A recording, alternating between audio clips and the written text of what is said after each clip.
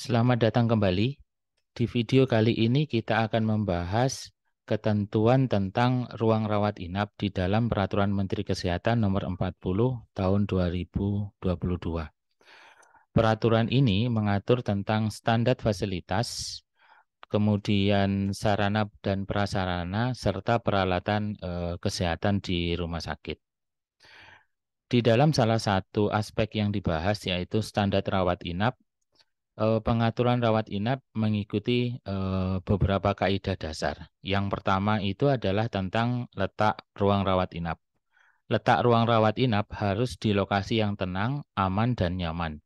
Kemudian berada pada zonasi, di mana zonasi tersebut merupakan zonasi pelayanan keperawatan dan zona semi privat. Kemudian rumah sakit harus mengembangkan ruang perawatan kelas standar dengan kapasitas 60% dari seluruh tempat tidur untuk rumah sakit pemerintah dan 40% dari seluruh tempat tidur untuk rumah sakit milik swasta. Ketentuan ini berasal dari Peraturan Pemerintah Nomor 47 Tahun 2021 tentang penyelenggaraan perumahsakitan.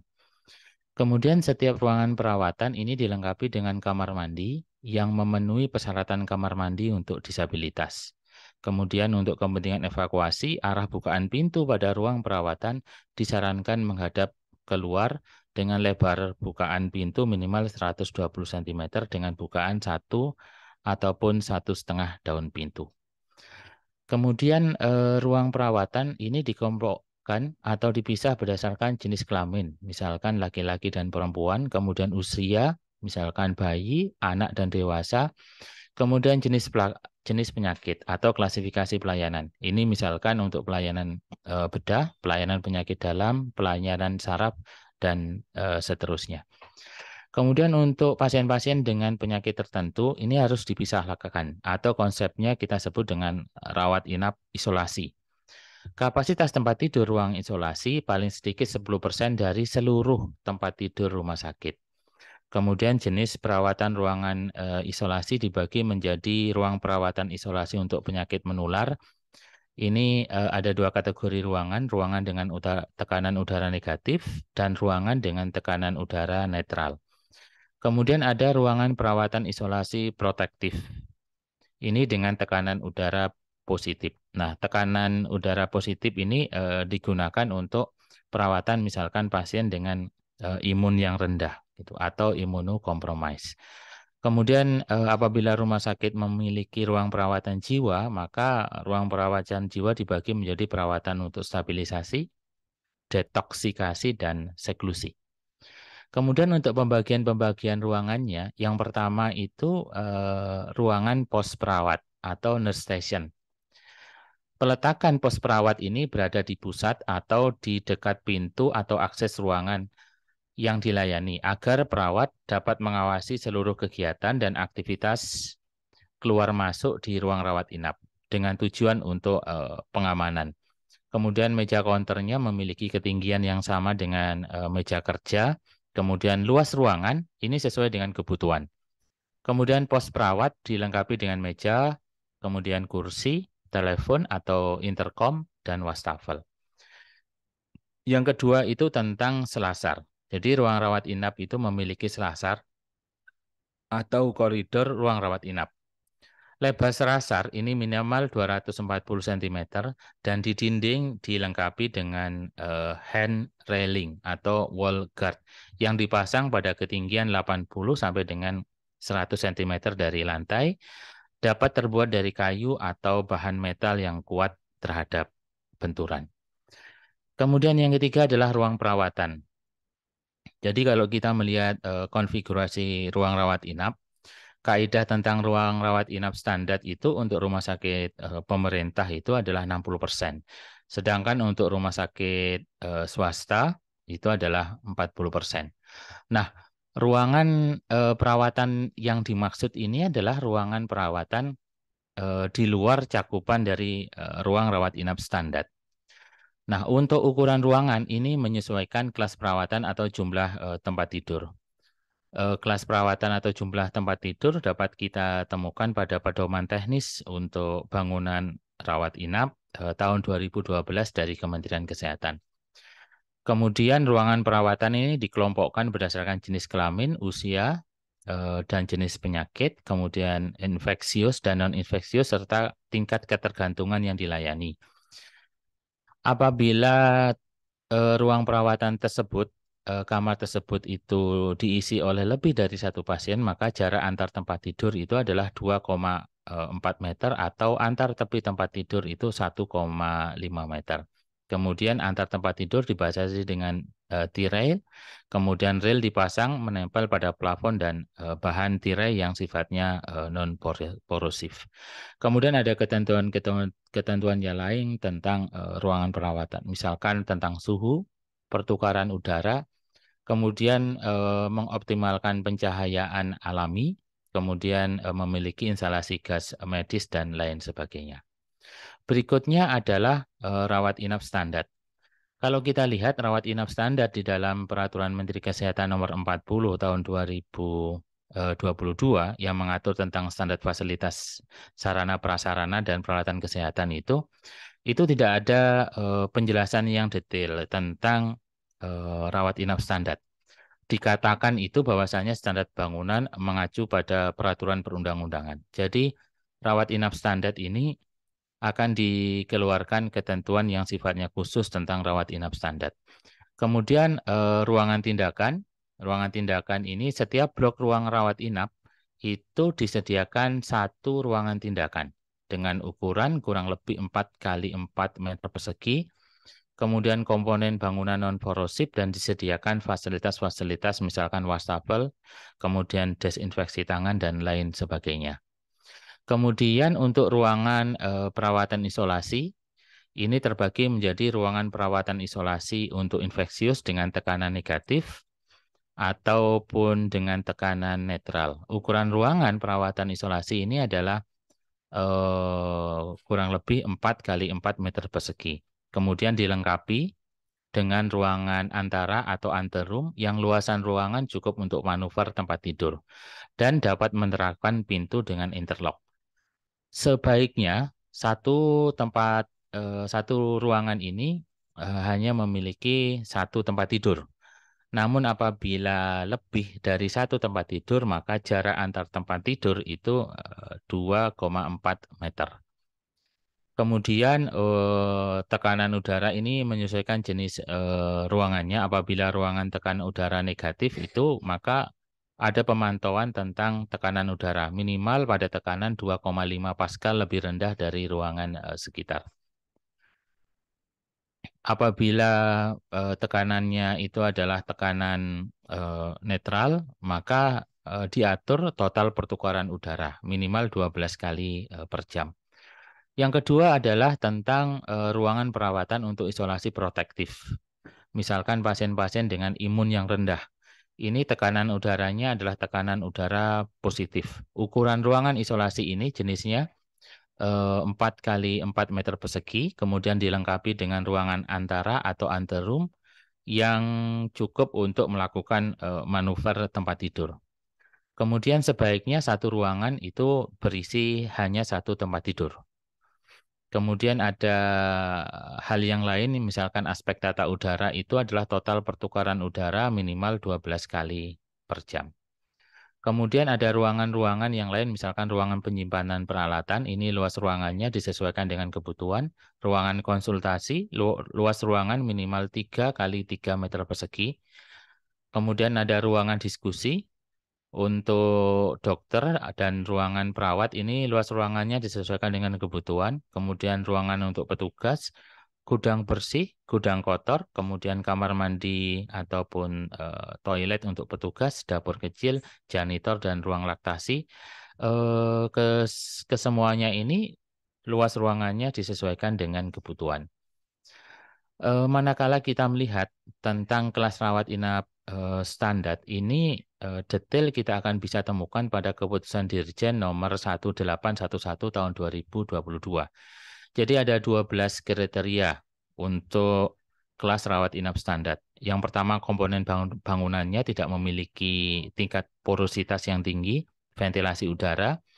pengaturan pencahayaan udara, kelengkapan tempat tidur, kemudian tempat menyimpan barang pribadi pasien, suhu dan kelembapan ruangan. Kemudian ruang rawat ini dibagi berdasarkan jenis kelamin, usia, kemudian penyakit, bisa infeksi ataupun infeksi, dan ruang rawat gabung. Kemudian yang kedelapan, kepadatan ruangan rawat atau kamar dan kualitas tempat tidur itu diatur tingkat kepadatannya. Misalkan jarak antar tempat tidur itu adalah 2,4 meter atau jarak antara ujung tempat tidur itu adalah 1,5 meter. Kemudian ada tirai, kemudian kamar mandi di dalam ruang rawat inap, kemudian kamar mandi yang sesuai dengan standar aksesabilitas dan outlet oksigen. Jadi kriteria ruang rawat inap sesuai dengan keputusan Dirjen nomor 1811 itu memiliki 12 kriteria.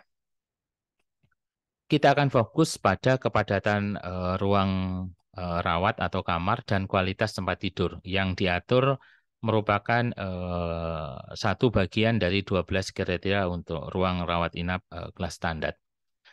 Yang pertama tentang pengaturan kepadatan ruang rawat inap. Ini tujuannya untuk mencegah transmisi dan memudahkan pergerakan petugas dan alat kesehatan.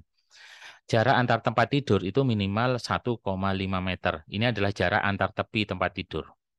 Kemudian jumlah maksimal tempat tidur per ruang rawat inap itu adalah 4 tempat tidur. Kemudian ukuran tempat tidur yang dipakai itu ada ketentuannya. Kemudian panjang 2 meter dan lebar 90 cm. Kemudian tingginya 50 sampai 80 cm itu.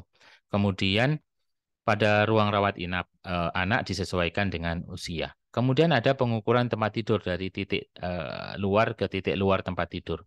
Jenis tempat tidurnya itu adalah tempat tidur dengan 2 crank yang menggunakan pengamanan di sisi tempat tidur. Tahun 2023 ada ketentuan yang baru tentang Peraturan Menteri Kesehatan Nomor 3 Tahun 2023 yang membahas tentang standar tarif pelayanan kesehatan dalam program JKM.